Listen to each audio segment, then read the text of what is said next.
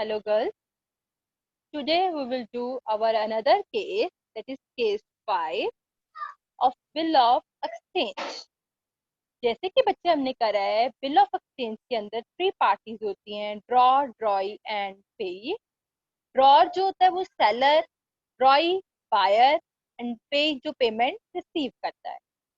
अब हम अपना नेक्स्ट केस करेंगे, that is bill send to bank for collection. इसमें क्या होता है बेटा? अच्छा, होता क्या है, कई बार बहुत लार्ज बिजनेसमैन होता है, बहुत बड़ा स्केल पे बिजनेस होता है। अब उस बिजनेस के मैन के पास कितने सारे बिल्स इकट्ठे हो जाते हैं, A B C D E, हर पार्टीज के बिल इकट्ठे हो जाते हैं। ठीक है। अब उसके लिए तो पॉसिबल नहीं ना है कि वो सारे के सारे बिल की डेट याद रखे। उसको इसका 1 अप्रैल को ड्यू होना है, इसका 1 मई को होना है। It's not possible for the large businessman. ठीक है। अब एक मैं हूँ, मेरे पास एक ही बिल है, एक का, तो मुझे याद है कि इसके 3 मंथ बाद इसको पेमेंट मैंने इससे लेनी। बट अगर मेरे पास कितने सारे 10 20 40% हो, तो मुझे कहाँ याद रहेगा कि मैंने किससे कब और कितनी पेमेंट लेनी। तो इसके लिए कंपनी क्या करती है, बैंक को अपॉइंट करती है। इसको अपॉइंट करती है बैंक को। बैंक को बोलती है कि मैं आपको अपने सारे बिल्स दे दूं। क्या करती कंपनी? बैंक को बोलती है मैं आपको अपने सारे बिल्स जो है वो दे दूंगी, आपको सारे बिल्स। आप टाइम टू टाइम जो है वो पेमेंट कलेक्ट करना और मुझे दे देना। ठीक है। अब कंपनी है जो, कंपनी ने बैंक को क्या बोला, मैं जैसे मुझे बिल्स मिलेंगे मैं आपको सारे बिल्स आपको हैंड ओवर कर दूंगी, और जब आपके पास बिल्स की पेमेंट आ जाएगी तो आप सारी पेमेंट मुझे हैंड ओवर कर देते। ठीक है। ये कंपनी में और बैंक में डीलिंग हो जाती है। अब बैंक फ्री में तो कुछ नहीं करता। बैंक कहता है मैं क्यों करूं तेरा काम, मैं क्यों तेरे बिल कलेक्ट करूं और तेरे को पेमेंट इकट्ठी करके दूं। ठीक है। बैंक फ्री में तो कुछ नहीं करेगा। तो बैंक कंपनी से क्या चार्ज करता है? कमीशन। क्या चार्ज करता है बैंक? कमीशन, जिसको हम बैंक चार्जेस भी बोलते हैं बेटा। क्या बोलते हैं? Bank charges. सपोज होता क्या है, कंपनी ने बैंक को बिल सेंड करे 10,000। बैंक ने कहा जितने भी पैसे आएंगे उसकी मैं 1% कमीशन लूंगा। फॉर एग्जाम्पल 10,000 का 1% मीन्स 1,000 बैंक ने अपना काट। बिल थे 10,000 के, बैंक ने 10,000 पेमेंट कलेक्ट करी, उसमें से 1,000 अपना कमीशन का कट कर दिया, और फिर बाकी कंपनी को कितना दिया? 9,000। ये डीलिंग होती है बैंक में और कंपनी। क्या होता है मैं दोबारा बताती हूँ। कंपनी जिसका लार्ज स्केल पे बिजनेस होता है, वो अपने बिल्स, वो बैंक को अपना एजेंट बना लेता है और बोलता है कि मैं अपने सारे बिल्स जो आपको दे दूंगा बैंक को, और आप ऐसा करना मेरे बिहाफ पे सबसे पेमेंट कलेक्ट करके मुझे दे देना। बट बैंक कहता है मैं फ्री में काम नहीं करूंगा, मैं कमीशन लूंगा। तो कंपनी मान जाती है, ठीक है मेरा थोड़ा काम हो जाएगा, मैं थोड़े पैसे दे दूंगा। ठीक है। तो अब बैंक उस कमीशन को अमाउंट कट करके जो रिमेनिंग अमाउंट है वो कंपनी को दे देता है। Is it okay? अब बैंक क्या करता है? अब बैंक एक है, पोस्ट पीएनबी बैंक है। बैंक एक है, बैंक को एजेंट कई कंपनीज ने बनाया हुआ। कोई Ram and company, Shyam and company, Raymond and company, सब ने बैंक को अपना एजेंट बनाया हुआ। अब बैंक क्या करे, बैंक के लिए भी पॉसिबल नहीं है सबके लिए सबके बिल याद रखना। तो वो क्या करता है, सबके अकाउंट बना देता है।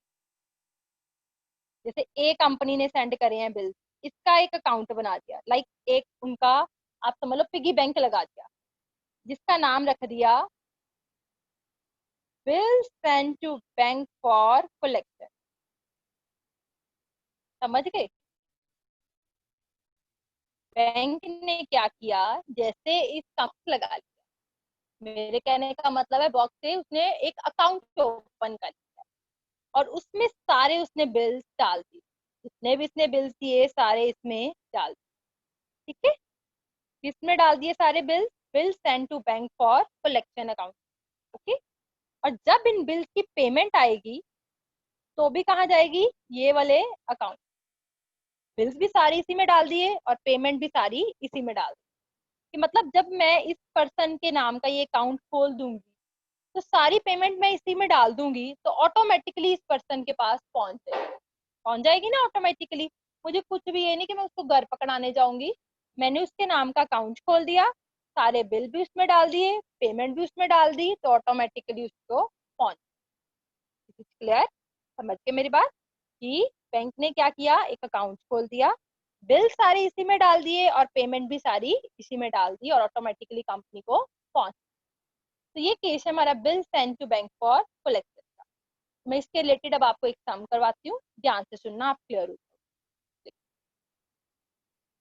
A sold goods to B rupees 10,000 and draw a bill for 3 months।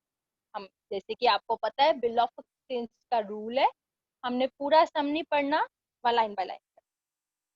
Books of A की बनेगी, आप नेक्स्ट पेज पे बनाना, मैं इसी पेज पे बना रही हूँ।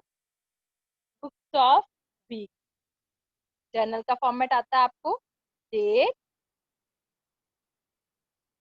पर्टिकुलर, लेजर फोलियो,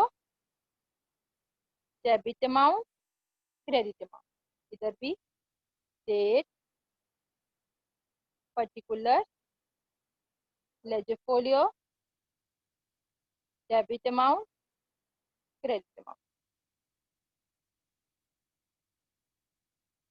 तो बेटा फॉर्मेट बना लिया। आप प्लीज जर्नल एंट्रीज अगर हो तो आपने नरेशन जरूर लिखनी है। A sold goods to B, A ने गुड्स किसको बेचे, बी को। कब बेचे, 1 जनवरी। डेट लिखो, बीस account debit to sales account 10,000, 10,000।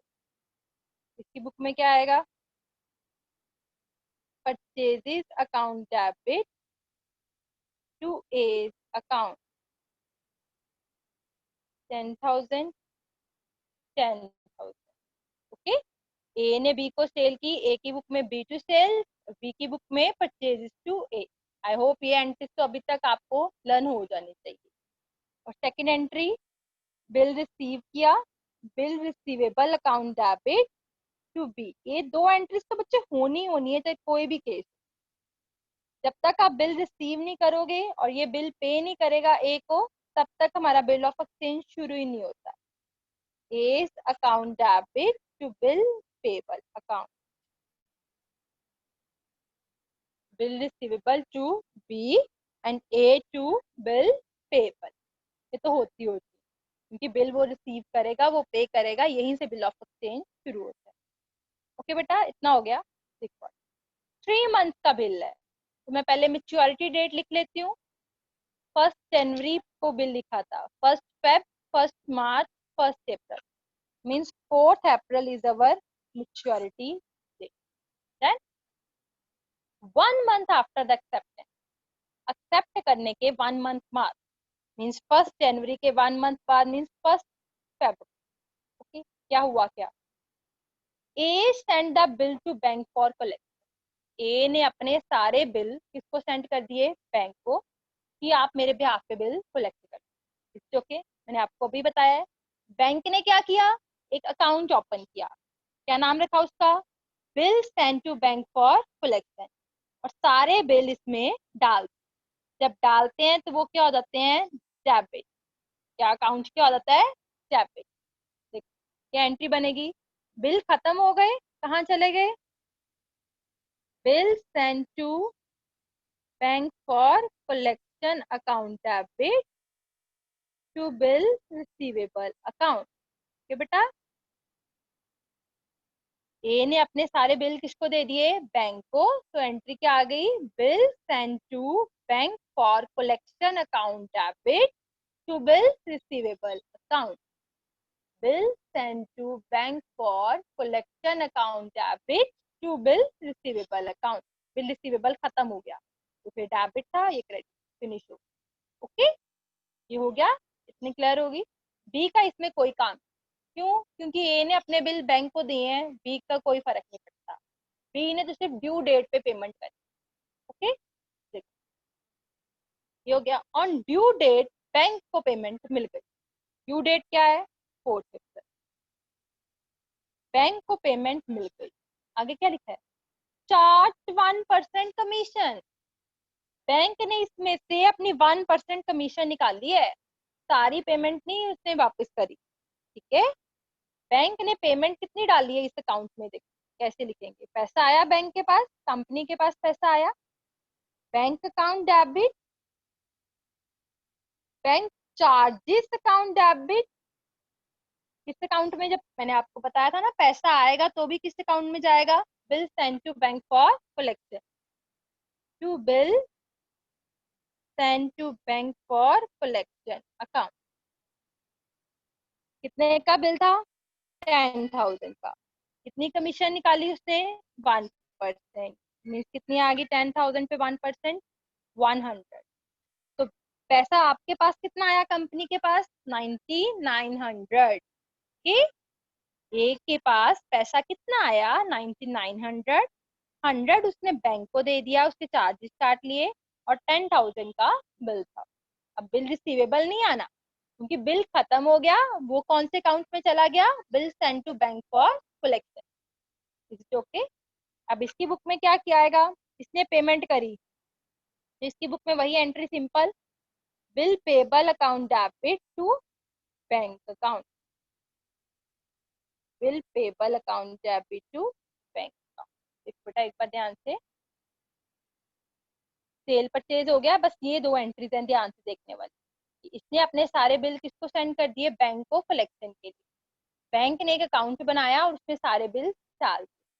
Bills खत्म हो गए तो एंट्री आ गई, bill send to bank for collection account debit to bill receivable account. Okay, और बट बैंक ने क्या किया? आपको सारा पैसा नहीं दिया, 1% कमीशन काट। इसको हम क्या बोलते हैं? Bank charge. अमाउंट क्या आ गया? एंट्री क्या आ गई? Bank account debit, bank charges account debit to bill send to bank for collection account. कितने का बिल था? 10,000 का, 1% कमीशन। 10,000 पे 1% 100, बैंक आ गया 9900। लास्ट एंट्री आ गई, bill payable to bank. I hope ये आपको क्लियर हो गया होगा case, bill send to bank for collection account. Still, if you have any problem, then you can ask from. Thank you.